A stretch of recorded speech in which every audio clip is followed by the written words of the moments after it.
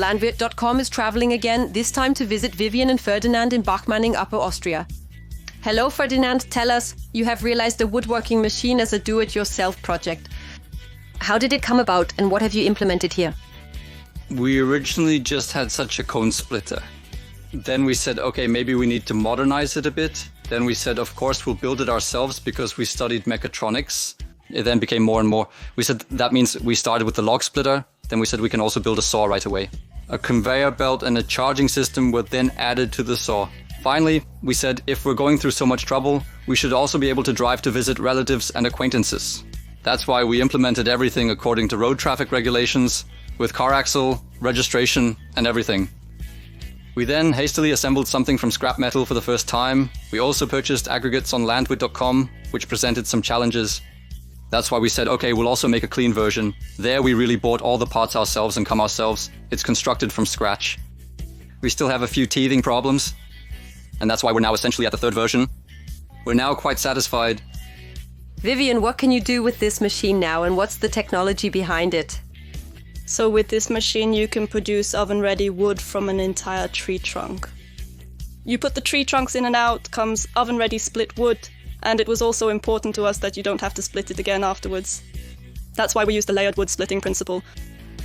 So my main role in all of this was to implement the automatic control and take over the regulatory aspects and the electric drive. The whole thing works by loading a tree trunk and then sensors that we have installed determine where it is in the machine and then it is deflected to the correct length. The machine then also recognizes itself whether something is in the splitting channel and does the splitting independently. We have installed speed variable hydraulics in terms of drive technology, which adapts to the load, and as a result we can also drive at higher speeds than if we didn't do that.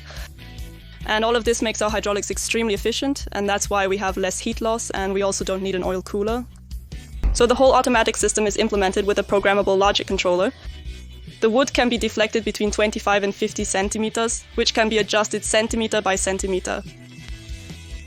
Ferdinand, why did you decide to build the whole thing now without a tractor?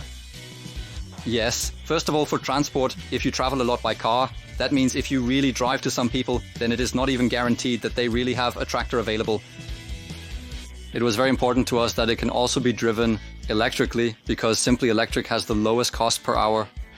So the power consumption is at 8 amps per hour, so very low. Now the issue is that some people want to do it in the forest, where they may not have access to an electrical outlet. And there was the consideration, we have often been asked, is there a diesel engine, can something be installed there? And I have a bit of a problem that if I drive it purely hydraulically, then I simply have a much greater power requirement. So we now have approximately 11 kilowatt of power requirement electrically. If I were to do everything hydraulically now, I would have around 40 kilowatts.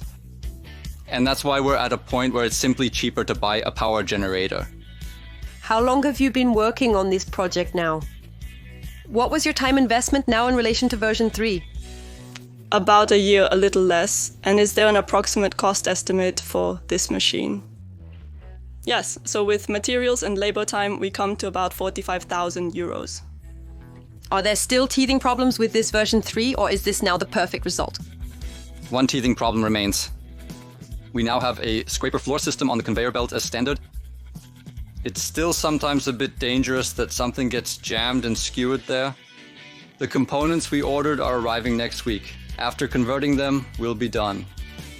Yes, Ferdinand, Vivian, thank you so much for introducing us to your do-it-yourself project.